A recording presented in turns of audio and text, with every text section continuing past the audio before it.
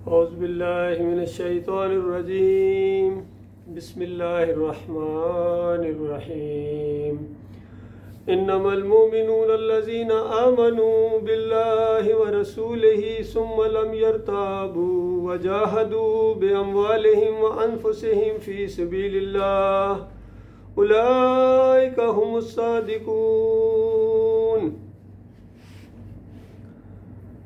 ये सूरह अल-हुजरात के आखिरी रुकू की एक आयत है।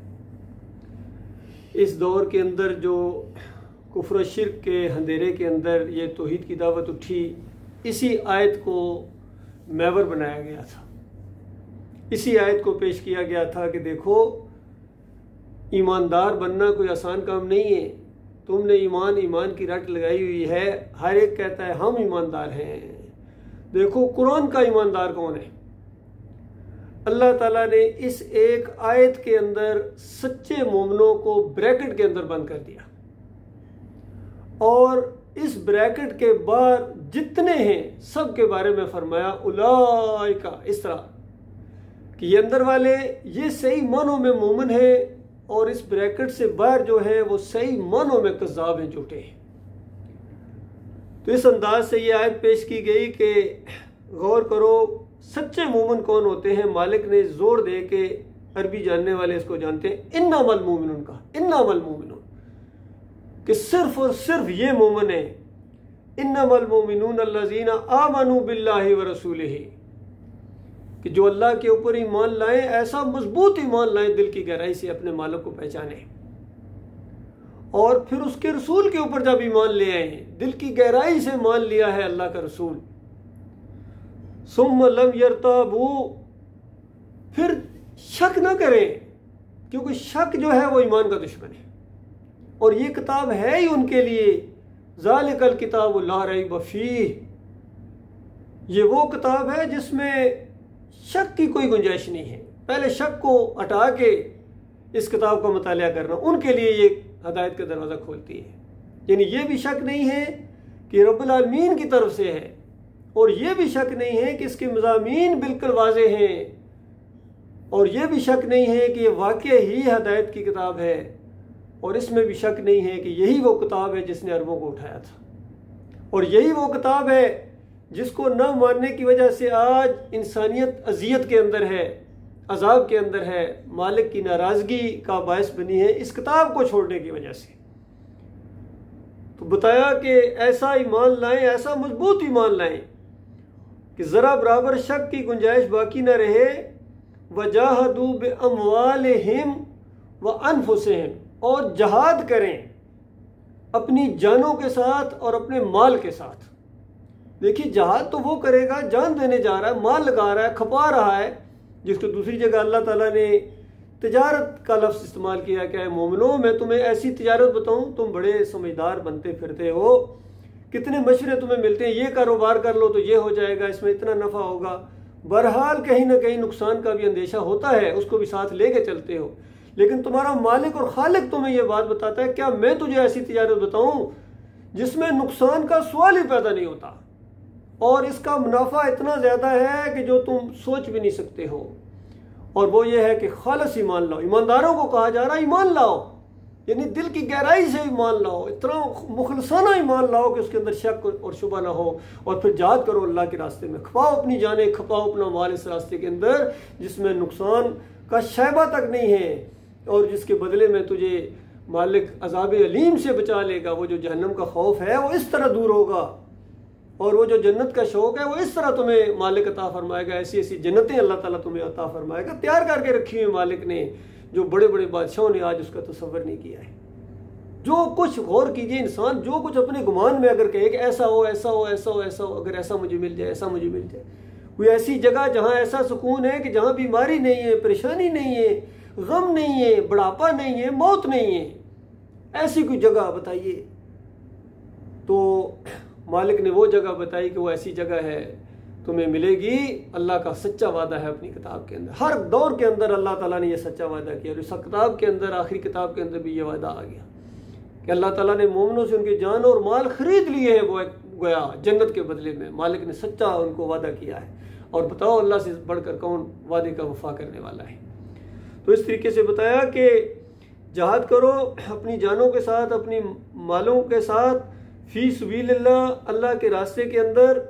और फिर मालिक ने ऐलान फरमाया उलाइका हुमुस सादिकून, कि ये लोग हैं जो बिल्कुल सच्चे हैं, ये सच्चे हैं अपने दावा ईमान के अंदर। तो आज जो ईमान फैला हुआ है पूरी दुनिया के अंदर हमारी कौम का, जिसके अंदर अल्लाह के बंदे भी दाता है, कोई दस्तगीर है, कोई मुश्किल के शायक गोया, पूरी अल्लाह की उलूहियत को उन्होंने बांट दिया अल्लाह के बंदों के अंदर, और पूरी तरह कौमी लेवल पर उनके ये नाम दे दिए, ये मुश्किल कशा हैं, ये हाजत रवा हैं, ये मुख्तार कुल हैं जी। इनके वसीले से दुआ मांगी जाए तो पूरी होती है, इनके सदक़े से अगर दुआ मांगी जाए तो वो कबूल होती है। पहले इनको खुश करो। जिस तरह दुनिया में होता है, कोई बड़ी फैक्ट्री है, बड़ा काम है, बस मैनेजर को खुश करना है जी, उसके खुश कर लिया फिर सारे मसले हल हैं, बाकी वो तो मालिक है। तो इस अंदाज से इन्होंने अल्लाह के निज़ाम को भी गोया इसी तरह समझ लिया है कि ये बीच में इन्होंने मैनेजर रख लिए हैं, इनके वसीले से, इनके ज़रिए अल्लाह तक पहुँचो, वरना अल्लाह ताला तुम्हारी नहीं सुनता है। अल्लाह ताला ने इन सारे बातिल नज़रियात का रद्द किया कुरान के अंदर और फरमाया कि वो मालिक जो है वो तुम्हारी शरक से ज़्यादा करीब है, वो तुम्हारी पुकारों को सुनने वाला है, जानने वाला है। तुम्हारे ख्यालात क्या, तुम्हारे दिल के अंदर जो उठने वाले वसवसे हैं उनको भी वो जानता है।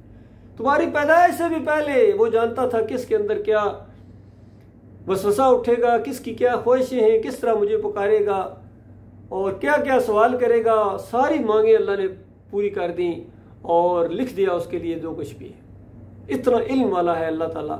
तो इस तरह जो यकसुई के साथ ईमान लाएगा वो अल्लाह के रास्ते में जहाद कर सकते हैं, जो शकूक व शुबात वाले हैं वो जहाद नहीं कर सकते हैं। तो ये मामला है आज अल्लाह के बंदो, इसी पर ये पूरी जमातों को परखा गया इस मेयार के ऊपर कि देखो, चाहे ये बरेलवी हों, नबी अलैहिस्सलाम को हर जगह हाजिर नाज़र मानते हैं, मुख्तार कुल मानते हैं, हर जगह पुकारते हैं और समझते हैं अल्लाह की तरह हमारी मदद करते हैं, बस कायनात को गोया अल्लाह ने इनके लिए पैदा किया है। तो अल्लाह ताला ने बताया कि नहीं, ऐसी बात ना कहो, इस कायनात को मैंने अपनी बंदगी के लिए पैदा किया है। वमा खलक़तुल जिन्ना वल इंसा इल्ला लियअबुदून, हमने जिन्नों और इंसानों को अपनी बंदगी के लिए पैदा, अपनी अतात के लिए। ये अतात का इम्तहान है, कौन बात मानता है और कौन नहीं मानता है। जिस तरह दुनिया में होता है डू एंड डोंट्स, ये काम करने हैं, ये काम नहीं करने हैं, इसी तरह इंसान के लिए भी यही शरीयत बनाई, ये काम करने हैं, ये काम नहीं करने हैं। इसी से परखा जाएगा कौन अल्लाह का मानने वाला है, कौन नहीं मानने वाला है। ये छांटी हो रही है यहाँ दुनिया के अंदर, जन्नती और जहन्नमी अलग किए जा रहे हैं। और ये वक्त हमेशा नहीं रहेगा, ना बताने वाले हमेशा रहेंगे, ना सुनने वाले हमेशा रहेंगे। मरने के साथ ये मामला ख़त्म हो जाएगा और फिर क़यामत के दिन बड़ा फैसला होना, सारी इंसानियत को दोबारा जिंदा किया जाएगा और इसी नुक्ते के ऊपर फैसला होगा कि कौन अल्लाह का मानने वाला था और कौन अल्लाह का इनकारी था, नहीं मानने वाला था। सारी चीज़ें आपके सामने आएंगी, दिन में 1000 मरतबा, बल्कि इससे भी ज़्यादा अल्लाह के इम्तहानात आपके सामने आएंगे और बिल्कुल ये मार्किंग होती चली जाएगी, कहाँ फेल हो रहे हो, कहाँ पास हो रहे हो। और सुबह शाम अल्लाह के यहाँ आपके अमाल पेश होते हैं, कहाँ कहाँ नाफरमानियाँ की हैं, कहाँ कहाँ फरमाबरदारियाँ की हैं, और वहाँ ऊपर आपके नामा अमाल के अंदर नेक लोगों के लीन में रखे जाते हैं और बुरे लोगों के सिज्जीन में रखे जाते हैं, उनकी पूरी फाइलें रखी जाती है। पूरा निज़ाम कायम हो रहा है अल्लाह के बंदो। कल क़यामत के दिन बहुत बड़ी अदालत लगने वाली है और उसके बाद फैसला होगा कौन जीता कौन हार गया, कौन समझदार था कौन बेवकूफ़ था, कौन खुशकिस्मत था कौन बदबख्त और जो था वो किस्मत वाला नहीं था। और उस दिन पता चलेगा कि कौन क्या लेकर आया है।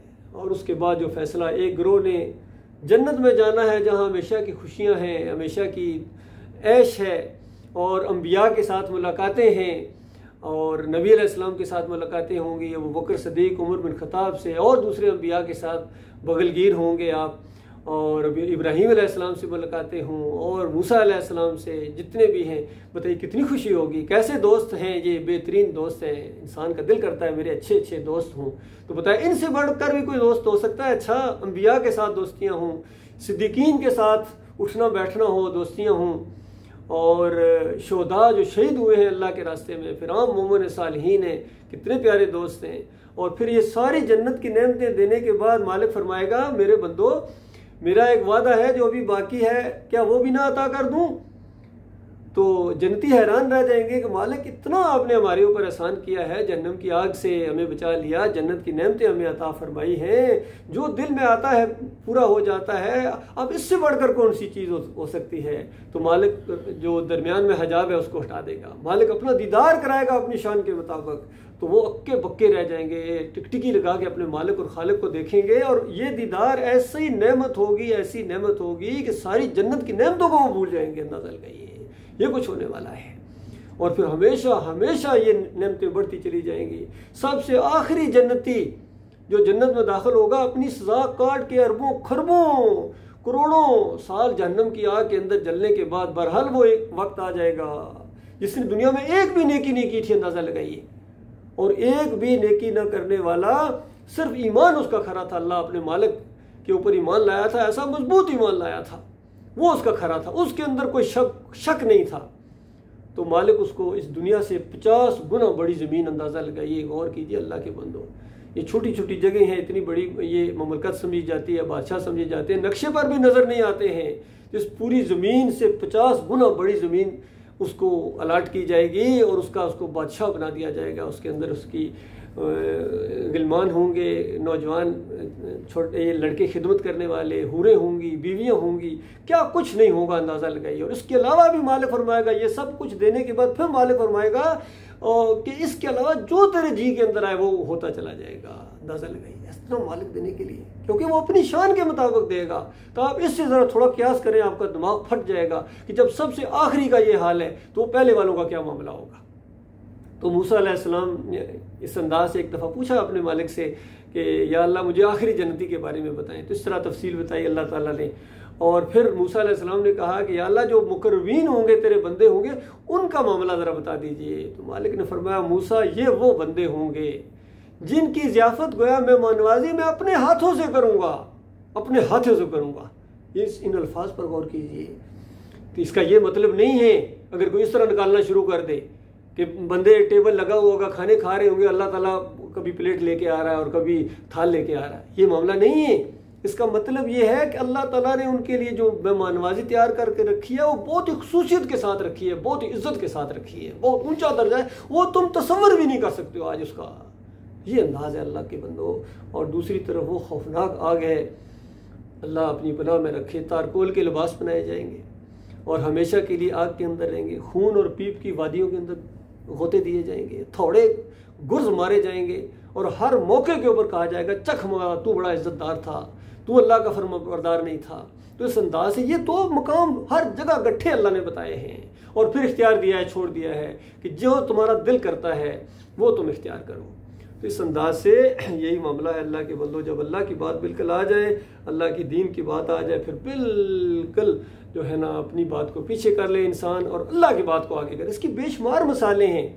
ये सिर्फ वो पहला वाक़या नहीं है कि जो आदम अलैहिस्सलाम को अल्लाह ताला ने कहा कि बस जन्नत के अंदर खाओ, मज़े करो, इस दरख्त के पास नहीं जाना है, तो वो चले गए, भूल हो गई। और शैतान इतना जालिम कसमें खा खा करके उसने ये कहा कि आदम मुझे पता है इस दरख्त के पास अल्लाह ने तुम्हें जाने से क्यों मना किया है, कसमें खा खा कर फिर नाफरमानी करा बैठा। तो आज हमारे लिए भी उसी अंदाज से इम्तहान है। कितनी बातें, इसके करीब नहीं जाना है, कितनी कभी फरमाया फाशी ये ज़रा है, बदकारियाँ, इसके करीब भी नहीं जाना है, यानी इसकी जो करीब ले जाने वाली चीज़ है उसके पास भी नहीं जाना, ये उसी अल्लाह का हुक्म है। तो अल्लाह ताला की बातें माननी चाहिए, अल्लाह ताला का हुक्म बिल्कुल सर आँखों के ऊपर होना चाहिए। नहीं समझ आता तब भी मानो। इसकी एक बहुत बड़ी मिसाल है, सुलह हुदैबिया के मौके के ऊपर नबी अलैहिस्सलाम ने सुलहनामा जो किया तो ऐसे बज़ाहिर ऐसे लग रहा था कि ये मुसलमानों के ख़िलाफ़ जा रही है, सारी शराइत मुसलमानों की तकरीबन ख़िलाफ़ जा रही थी।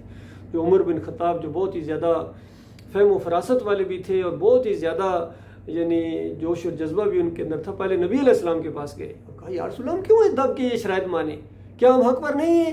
मैं हक़ पर हैं। क्या वो बातिल पर नहीं है? बिल्कुल बातिल पर हैं। क्या जब जंग हो जाए तो जो हमारे मारे जाए जन्नत में और उनके जो मारे जाए जहन्नम में नहीं जाएंगे? भाई इस बिल्कुल इसी तरीके से है, फिर क्यों हम दब कर मामला करें?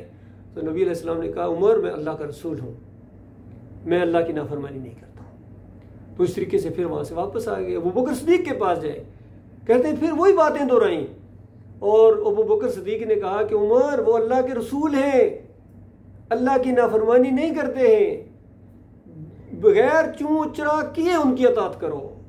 और इसके अलावा कोई चारा नहीं है। तो उसके बाद जब वो सूरह फतह नाजिल हुई और उसके अंदर अल्लाह ताला ने उसको फतह अजीम, फतह मुबीन करार दिया कि तुम्हारी बहुत बड़ी फतह हो गई है, इतना बड़ा अल्लाह ताला ने आपको इनाम दिया है। और उमर बिन खत्ताब रज़ी अल्लाह ताला बाद में बड़े परेशान भी रहते थे कि उस मौके पर क्यों मैं इस तरह ज़रा तेज़ी दिखाई है, और सदका खैरात करते रहते थे हमेशा। तो ये देखिए, ये अल्लाह ताला ने ऐसे बंदे पैदा किए हैं कि जो बाद में देखिए उमर रज़ी अल्लाह के बारे में आता है कि जिस रास्ते से जाते थे शैतान अपना रास्ता बदली कर लेता था। अंदाज़ा लगाइए, अल्लाह ताला का वार ऐसों पर नहीं होता है जो अल्लाह के लिए मुखलस हो जाएं, अल्लाह की अताअत करें, अल्लाह के बंदे बन जाएं। ये इब्लीस ने भी कहा था कि अल्लाह तेरे बंदों पर मेरा जोर नहीं चलेगा। एक दूसरी जगह अल्लाह ताला ने खुद कहा मेरे बंदों पर तेरा जोर नहीं चलेगा। तो अल्लाह के बंदे बने, फिर देखिए किस तरह रंगे जहां बदली होता है कि अल्लाह ताला के रास्ते में ईमान खालिस के साथ आगे बढ़ने की कोशिश करें, जहाद करें अल्लाह ताला के रास्ते में। इस सिलसिले में इंशाअल्लाह अब चूँकि दावत को दोबारा ताज़ा किया गया, इसीलिए मैंने ये आयत पढ़ी है, क्योंकि ये दावत उठी थी जिस शान के साथ, अब आहिस्ता आहिस्ता उसके अंदर कमज़ोरी आती जा रही है, आग भी गई है कुछ। तो ये दावत फिर इंशाअल्लाह उसी जोश और जज्बे के साथ आगे बढ़ेगी इंशाअल्लाह। जितने ये मसलक हैं, बरेलवी हूँ, देवबंदी हूँ, अहले हदीस हूँ, इनका शिरक इंशाअल्लाह सामने लाया जाएगा, इनके काबरीन का भी लाया जाएगा, और मौजूदा दौर के जो लोग हैं जिनके अकीदे के अंदर ख़राबी है, इनकी भी निशानदेही आपके सामने की जाएगी, ताकि जो जिए वो हकीकत जान कर जिए और जो मरे वो बेखबरी में न मरे। वक़ूलु क़ौली हाज़ा अस्तग़फ़िरुल्लाह ली व लकुम व लिसाइरिल मुस्लिमीन।